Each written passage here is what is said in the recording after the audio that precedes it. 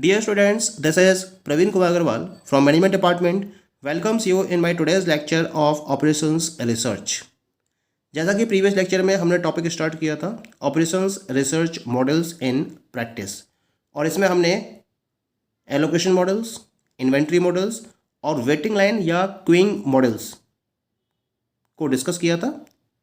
आज के लेक्चर में हम उन्हीं पर्टिकुलर मॉडल्स को कंटिन्यू करेंगे। We will discuss some of the more operations research models used in practice. The very fourth operations research model in the series is known as the competitive or game theory models. क्या होते हैं ये models? These models are used to characterize the behavior of two or more opponents who compete for the achievement of conflicting goals. These models are classified according to several factors such as number of competitors, sum of loss and gain, and the type of strategy which would yield the best or worst outcomes. यानी कुल मिला के जब दो या दो से ज़्यादा पर्टिकुलर कॉम्पिटिटर्स मार्केट में अवेलेबल होते हैं तो उन पर्टिकुलर कॉम्पिटिटर के बिहेवियर को कैरेक्टराइज करने के पॉइंट ऑफ व्यू से इन मॉडल्स का यूज किया जाता है, स्ट्रेटजी को प्रिपेयर करने के पॉइंट ऑफ व्यू से। मान लीजिए कि एक पर्टिकुलर पर्सन है या एक कंपनी है जो एक पर्टिकुलर मार्केट में ऑपरेट कर रही है, तो वो क्या करती है, वो बाकी की जो कंपनीज हैं या जो उसके कॉम्पिटिटर्स हैं उनकी स्ट्रेटजी को पता करते हुए, उसके बारे में इंफॉर्मेशन को गेन करते हुए, कॉम्पिटिटिव या गेम थ्योरी मॉडल को फॉलो करते हुए अपनी प्रॉपर मार्केट स्ट्रेटजी को डेवलप करती है। तो जो कॉन्फ्लिक्टिंग गोल्स हैं उनको अचीव करने के पॉइंट ऑफ व्यू से इस पर्टिकुलर मॉडल का यूज किया जाता है। इसको हम सेवरल फैक्टर्स के बेसिस पर क्लासिफाई कर सकते हैं, जैसे मार्केट में कितने नंबर ऑफ कॉम्पिटिटर्स हैं, लॉस और गेन का टोटल क्या है, या टाइप ऑफ स्ट्रेटजी कौन सी फॉलो की जा रही है जिसका मेन पर्पज है बेस्ट या वर्स्ट आउटकम्स को यील्ड करना। तो ये बहुत सारे फैक्टर्स हैं जिनको कंसीडर करते हुए इन मॉडल्स को प्रॉपरली डेवलप किया जाता है। Next OR model is the network models. क्या होते हैं ये models? These models are applied to the management, planning, controlling and scheduling of large scale projects. PERT CPM techniques help in identifying potential trouble spots in a project through identification of critical path. These network methods are also used to determine time cost trade-off, resource allocation, and help in updating activity time. यानी कुल मिला के जब हम network models की बात करते हैं तो जो लार्ज स्केल प्रोजेक्ट्स हैं उन लार्ज स्केल प्रोजेक्ट्स के मैनेजमेंट में, अब मैनेजमेंट का मतलब है कि जो लार्ज स्केल प्रोजेक्ट्स हैं उनकी प्लानिंग करनी है, उनकी कंट्रोलिंग करनी है, और इनके रिलेशन में जो डिफरेंट एक्टिविटीज़ को फॉलो किया जा रहा है उनको प्रॉपरली शेड्यूलिंग प्रोवाइड करनी है। तो इसके लिए हम नेटवर्क मॉडल्स का यूज़ किए जाते हैं। और नेटवर्क मॉडल्स में जो इंपॉर्टेंट टेक्निक्स हैं वो है PERT और CPM। PERT का मतलब होता है प्रोजेक्ट एवेल्यूएशन रिव्यू टेक्निक, और CPM का मतलब है क्रिटिकल पाथ मेथड। ये दो इंपॉर्टेंट टेक्निक्स हैं जिसके बेसिस पर क्या होता है ना, उसमें प्रोजेक्ट के अंदर जो भी पोटेंशियल ट्रबल स्पॉट्स हैं उनको आइडेंटिफाई किया जा सकता है, और उसके बेसिस पर क्रिटिकल पाथ को आइडेंटिफाई किया जाता है। क्रिटिकल पाथ ये वो शॉर्टेस्ट पाथ होता है जिसके बेसिस पर प्रोजेक्ट को प्रॉपरली कंप्लीट किया जा सकता है। तो शॉर्टेस्ट पाथ को सर्च किया जाता है जिसके बेसिस पर प्रोजेक्ट को जल्दी से जल्दी कंप्लीट किया जा सके, उसको हम क्रिटिकल पाथ का नाम देते हैं। अच्छा, इसके साथ साथ नेटवर्क मॉडल्स को सॉल्व करने के लिए हम नेटवर्क मेथड्स का भी यूज करते हैं, और इन नेटवर्क मेथड के बेसिस पर time cost trade off, resource allocation और एक्टिविटी टाइम को अपडेट किया जाता है और इनको डिटरमाइन किया जाता है। तो इनको डिटरमाइन करने में नेटवर्क मॉडल्स एक इंपॉर्टेंट रोल प्ले करते हैं। Clear? Next is the sequencing models. Under it, a sequence is determined in which a number of tasks can be performed by a number of service facilities. in such a way that some measure of performance, for example total time to process all the jobs on all the machines, is optimized. तो sequencing model का मतलब क्या होता है? इस type के model में एक सीक्वेंस को डिटरमाइन करना होता है। सीक्वेंस का मतलब ऑर्डर, यानी कि आपके पास number of service facilities available है, ठीक है। तो इन नंबर ऑफ सर्विस फैसिलिटीज के द्वारा नंबर ऑफ टास्क को परफॉर्म किया जाना है, तो इनका एक सीक्वेंस डिसाइड किया जाता है बाय द सीक्वेंसिंग मॉडल्स। और इस सीक्वेंस को इस तरीके से डिसाइड किया जाता है जिससे कि एक पर्टिकुलर ऑब्जेक्टिव को अचीव किया जा सके। ये जो मेजर ऑफ परफॉर्मेंस है उसको अचीव करने के पॉइंट ऑफ व्यू से इन एक्टिविटीज़ को एक सीक्वेंस में परफॉर्म करने के लिए सीक्वेंसिंग मॉडल की हेल्प ली जाती है। जैसे जो डिफरेंट टाइप की मशीन्स है, मान लीजिए कि a variety of machines are given you, m machines are given you and n jobs are there। उन m machines में n jobs को आपको इस तरीके से सीक्वेंस डिसाइड करना है और प्रोसेस करना है जिससे कि जो टोटल टाइम है प्रोसेसिंग का सारी जॉब्स का वो ऑप्टिमाइज हो सके। तो इसको सॉल्व करने के लिए हम सीक्वेंसिंग मॉडल्स का यूज करते हैं। क्लियर हो गया? अब हम बात करते हैं नेक्स्ट रिप्लेसमेंट मॉडल्स की। क्या होते हैं replacement models? These models are used when one must decide the optimal time to replace an equipment for the reason that the efficiency of equipment deteriorated with time or fails immediately and completely। होता क्या है कि जब organisation के द्वारा different type की machineries को install किया जाता है तो ये जो मशीनरीज होती हैं उनकी एक पर्टिकुलर लाइफ होती है और एक पर्टिकुलर टाइम पीरियड के बाद ये मशीन्स क्या होती हैं, इनकी डिटेरियोरेशन की प्रोसेस की वजह से इनकी एफिशिएंसी कम होनी शुरू हो जाती है और उसके बाद या तो ये इमीडिएटली फेल हो जाती हैं और कंप्लीटली फेल हो जाती हैं एक टाइम के बाद। तो आपको क्या करना पड़ता है, एक नई मशीनरी को रिप्लेस करना ही होगा क्योंकि मशीनरी तो मशीनरी है, एक टाइम के बाद डिटेरियोरेशन के साथ साथ इनकी एफिशिएंसी लगातार क्या होती है, कम होती चली जाती है। तो यहाँ पर जो रिप्लेसमेंट मॉडल्स है वो उस पर्टिकुलर टाइम पीरियड को डिसाइड करते हैं, ऑप्टिमम टाइम पीरियड को डिसाइड करते हैं जब उन पर्टिकुलर मशीनरीज को प्रॉपर्ली रिप्लेस किया जाना चाहिए।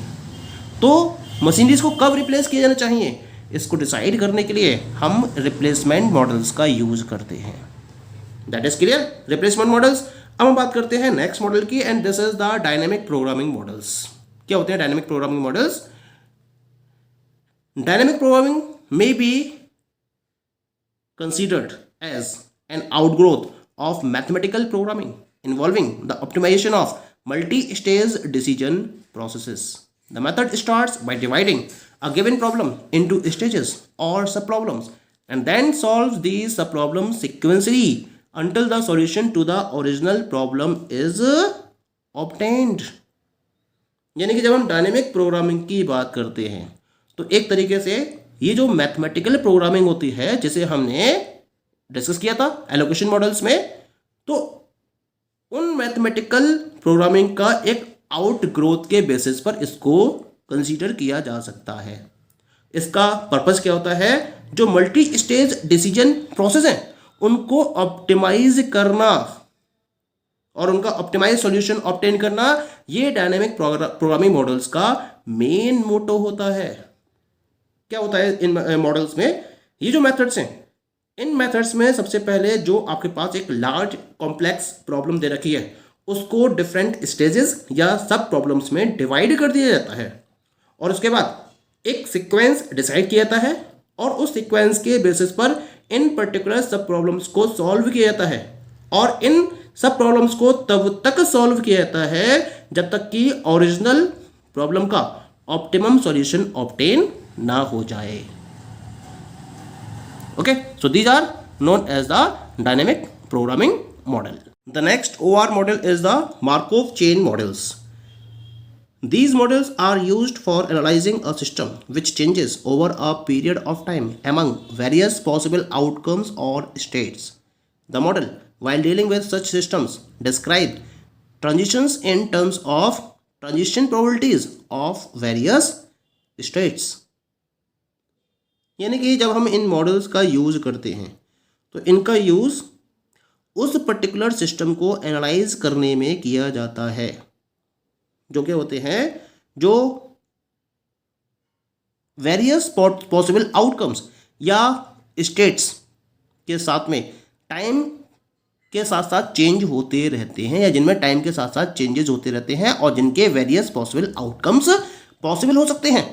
तो उस टाइप के सिस्टम को एनालाइज करने के लिए हम मार्कोव चेन मॉडल्स का यूज़ करते हैं। अब जब इन मॉडल्स की बात करते हैं और जब हम इस टाइप के सिस्टम्स के साथ में डील करते हैं तो ये क्या करते हैं, ये ट्रांजिशंस को वेरियस स्टेट्स की ट्रांजिशन प्रोबेबिलिटीज के टर्म्स में डिस्क्राइब करते हैं और उसके बेसिस पर जो दिया हुआ सिस्टम है उसका एक प्रॉपर और ऑप्टिमम सॉल्यूशन को डिफाइन करते हैं। कुल मिला के ये जो मॉडल्स हैं ये किसी भी फर्म के द्वारा कंज्यूमर्स की स्विचिंग टेंडेंसी को एनालाइज करने के पॉइंट ऑफ व्यू से उनकी ब्रांड लॉयल्टी और ब्रांड स्विचिंग टेंडेंसीज को टेस्ट करने में यूज़ किए जाते हैं। यानी कि अगर कोई ऑर्गेनाइजेशन ये टेस्ट करना चाहे कि जो उसके कंज्यूमर्स हैं उनकी ब्रांड लॉयल्टी कितनी है या फिर उनकी ब्रांड स्विचिंग टेंडेंसीज कितनी है, तो इसको एनालाइज करने के पॉइंट ऑफ व्यू से इन पर्टिकुलर मॉडल्स का यूज़ किया जाता है। तो एक बात ध्यान रखनी है इसके अंदर कि ये जो मॉडल्स है ये प्रॉपर सिचुएशन को एनालाइज करते हैं जिनमें एक पर्टिकुलर टाइम पीरियड के साथ साथ चेंजेस होते रहते हैं और जिनके जो पॉसिबल आउटकम्स हैं वो भी चेंज होते रहते हैं। तो इस टाइप की प्रॉब्लम को सॉल्व करने में ही हम मार्कोव चेन मॉडल्स का यूज करते हैं। क्लियर हो गया? Now the next OR model is the simulation models. These models are used to develop a method for evaluating the merit of alternative courses of action by experimenting with a mathematical model of the problem where various variables are random. यानी कुल मिला के ये जो simulation models हैं इनके द्वारा models इस तरीके से डेवलप किए जाते हैं जो क्या करते हैं, जो एक मेथड को डेवलप करते हैं। और ये जो मेथड डेवलप किए जाते हैं ये क्या करते हैं, जो भी आपने एक पर्टिकुलर प्रॉब्लम के रेफरेंस में मैथमेटिकल मॉडल को डेवलप किया है और उसके बेसिस पर जो ऑल्टरनेटिव कोर्सेज ऑफ एक्शंस को आपने क्रिएट किया है उनकी मेरिट को इवेल्युएट करते हैं, जहां जो वेरिएबल्स हैं वो क्या होते हैं, रैंडम होते हैं। तो जो ऑल्टरनेटिव कोर्सेज ऑफ एक्शंस हैं जो किसी एक पर्टिकुलर मैथमेटिकल मॉडल के द्वारा क्रिएट किए गए हैं, डिटरमाइन किए गए हैं, उनकी मेरिट को इवेल्युएट करने के रेफरेंस में हम सिमुलेशन मॉडल्स का यूज करते हैं। तो पर्पज इसका बिल्कुल अलग है सिमुलेशन मॉडल्स का।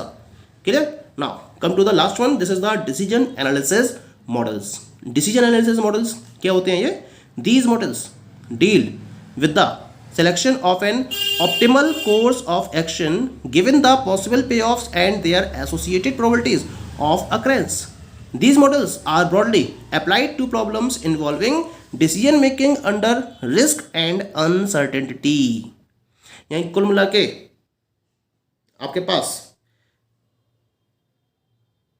डिसीजन को फॉलो करना है और ये जो डिसीजंस हैं वो अनसर्टेनिटी की सिचुएशन में या रिस्क की सिचुएशन में फॉलो किए जाने हैं। तो आपके पास different state of nature available है और उनके साथ में एसोसिएटेड प्रोबेबिलिटीज भी आपके पास अवेलेबल हैं। तो उसके रिगार्डिंग आपके पास पॉसिबल पे ऑफ्स भी तो अवेलेबल होंगे। अब उन पॉसिबल पे ऑफ्स में से ऑप्टिमल कोर्स ऑफ एक्शन को सिलेक्ट करने के लिए हम डिसीजन एनालिसिस मॉडल का यूज करते हैं। प्रॉब्लम है उसके रेफरेंस में आपके पास स्टेट ऑफ नेचर अवेलेबल है, lots of courses of actions available है, प्रोबेबिलिटीज अवेलेबल है, हर स्टेट ऑफ नेचर और हर कोर्स ऑफ एक्शन के रिगार्डिंग एक प्रॉपर पे ऑफ भी अवेलेबल है। तो आप क्या करते हो, इस मॉडल का यूज करते हो और डिसीजन एनालिसिस मॉडल के बेसिस पर जो भी आपके पास डिफरेंट कोर्सेज ऑफ एक्शंस दे रखे हैं उसमें से जो ऑप्टिमल कोर्स ऑफ एक्शन है उसको सिलेक्ट करने के लिए हम डिसीजन एनालिसिस मॉडल का यूज करते हैं। ये जो मॉडल्स हैं these are broadly applied to problems involving decision making under risk and uncertainty. जैसा कि मैंने पहले भी डिस्कस किया था आपसे कि अगर रिस्क और अनसर्टेनिटी की सिचुएशन में आपको डिसीजंस को फॉलो करना है तो वहाँ आप क्या कर सकते हो, डिसीजन एनालिसिस मॉडल्स का प्रॉपरली यूज कर सकते हो। Okay, so these all are the different OR models used in practice.